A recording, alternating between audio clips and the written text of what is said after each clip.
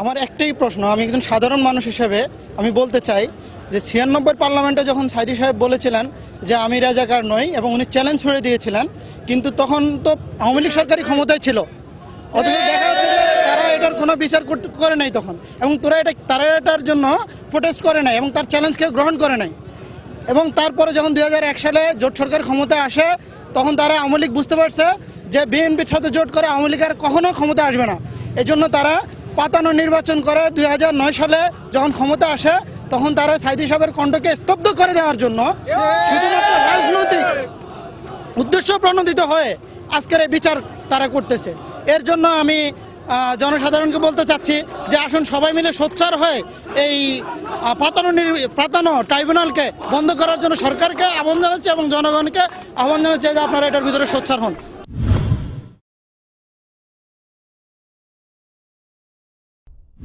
সম্মানিত উপস্থিতি, আমার বাড়ি যশোর জেলায়। আপনারা জানেন যে সাইদি সাহেব স্বাধীনতা উত্তর 4 বছর যশোরতেই অবস্থান করত, কিন্তু আমরা যশোরের সন্তান হিসেবে বলতে চাই সাইদি সাহেব স্বাধীনতা বিধ্বংসী, মানবতাহানি কার কোন কাজ সে করেননি, আমরা যশোরবাসী সাক্ষী। সম্মানিত উপস্থিতি, আজকের ব্রিটিশ পার্লামেন্টের সামনে যারা আছেন তাদেরকে বলতে চাই, আজকে মাওলানা সাইদি সাহেব সহ গোলাম আজম, মতিউর রহমান নিজামী এবং মুজাহিদ সাহেবকে যে অবৈধ ট্রাইব্যুনালের মাধ্যমে বিচার করা হচ্ছে, আজকে আমরা এই স্বাধীনতার উত্তরসূরি বাংলাদেশিরা প্রতিবাদ গড়ে তুলব এবং আমরা আগামী প্রজন্মের বাংলাদেশ গড়ব যেখানে টেররিস্ট শেখ হাসিনার কোন অবস্থান থাকবে না।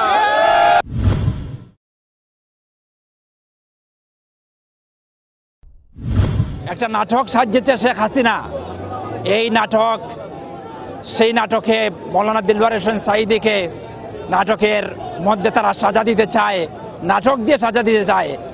আমরা এর নিন্দা করছি। মৌলানা দিলওয়ার হোসেন সাঈদীকে যুদ্ধ অপরাধী বানাচ্ছে। আসল যুদ্ধ অপরাধী যারা, তাদেরকে ছেড়ে দিয়ে একজন বড় আলিমকে আজকে যুদ্ধ অপরাধী বানিয়েছে। তারা মৌলানা দিলওয়ার হোসেন সাঈদীকে আজকে কারাগারে রেখেছে। দীর্ঘদিন থেকে তিনি বন্দী আছেন। আমরা উনার তাফসির থেকে মাহরুম হয়েছি। আজকে পতনের ঘণ্টা শুরু হয়েছে শেখ হাসিনার পতন অবশ্যম্ভাবী।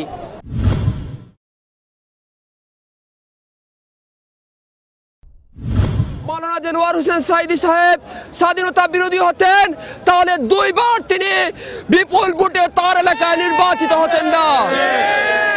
তার এলাকা আমরা জানি একটি হিন্দু অধ্যুষিত জনপদ, সেই জনপদে তিনি দুইবারের মতো হিন্দুদের ভোটে তিনি নির্বাচিত হয়েছেন।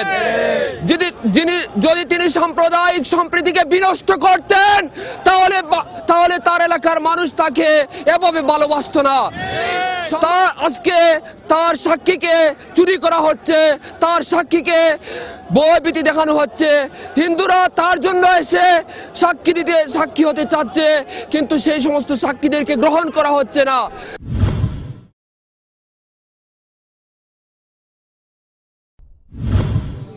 আমি কথা বলি খুব স্পষ্ট, যেহেতু কারো চাকরি করি না, জীবনেরও পরোয়া করি না, কারণ আমার জীবন যিনি দিয়েছেন নেওয়ার মালিক একমাত্র তিনি।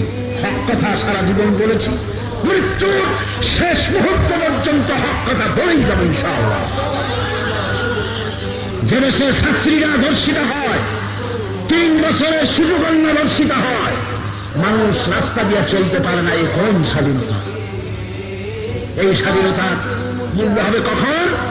কোন ব্যক্তির আদর্শ নয়, কোন ব্যক্তির পূজা নয়, কোন ব্যক্তির মূর্তি তৈরি করা নয়। যেদিন আল্লাহ রাসূলের আইন প্রতিষ্ঠা হবে, কোরআন চালু হবে, সেই দিন শান্তি প্রতিষ্ঠা হবে। এর আগে শান্তি হবে না, হবে না।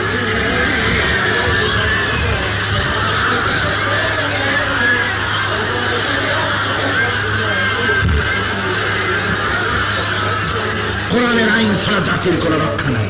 আমরা তো আমার বাপের কথা বলি না, আমি তো এই রাস্তায় আজ 40 বছর কোরআনের কথা বলছি। আল্লাহ বলাচ্ছেন সারা বাংলাদেশে এবং বাংলাদেশের বাইরে।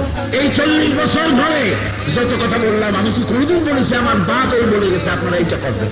এটা বলছি? আমার বাপের কথা, মায়ের কথা বলছি কোনোদিন? বলি নাই, আমার দলেও বলে না, জিন্দিগিতে কিয়ামত পর্যন্ত আমরা কোনদিন বলবো না। আমার বাবার আদর্শ গ্রহণ করো, আমার পীরের আদর্শ গ্রহণ করো, জিন্দিগিতে বলবো না। আমরা বলে যাব যতক্ষণ এ কণ্ঠ স্তব্ধ না হয়ে যাবে, যতক্ষণ হাত পা চলবে, নাকের ছিদ্র দিয়া নিঃশ্বাস আর প্রশ্বাস যাতায়াত করবে, চোখের মণি দুটা যতদিন স্থির না হয়ে যাবে, ততক্ষণ পর্যন্ত বলেই যাব আল্লাহর কথা, আল্লাহর রাসূলের কথা, যতদিন পর্যন্ত মৃত্যু না হচ্ছে।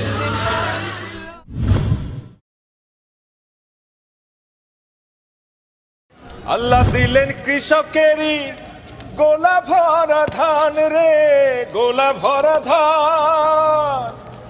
বুবু বলেন সব নাকি বজরা দেবীর দান। ঠিক না? এখন বলেন আপনারা, শেখ হাসিনা কি আসলে? কি? জোরে কি? ভণ্ড মুসলিম না রে তুমি, দেশে বেমানান। বুবু জান, বুবু জান, আপনি ভারত চলে যান, আপনি দিল্লির প্রোডাকশন, আপনি ভারত মাতার প্রাণ। বুবু জান, বুবু জান, আপনি ভারত চলে যান।